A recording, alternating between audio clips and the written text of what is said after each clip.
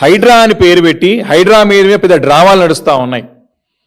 ఖాళీ ఉన్న ప్రభుత్వ స్థలానికి పోయి ఫెన్సింగ్ వేసి మేము 1000 కోట్ల స్థలాలను కాపాడినామని చెప్తా ఉంటారు. ఇది ఒక కొత్త డ్రామా కనపడతా ఉన్నది.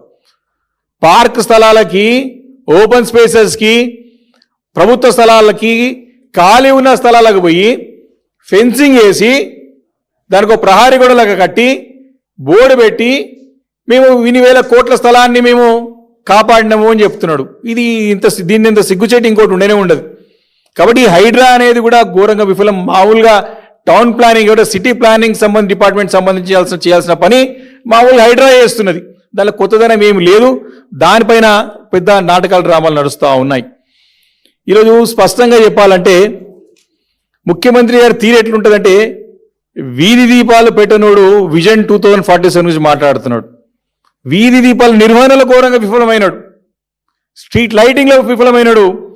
ఈరోజు ఇంత ఘోరమైన పరిస్థితి అంటే దావోస్ పేరు మీద అంటే దావోస్ పర్యటనమైన ఉన్నటువంటి శ్రద్ధ దోమల నిర్మూలనలో అస్సలు కనపడదు.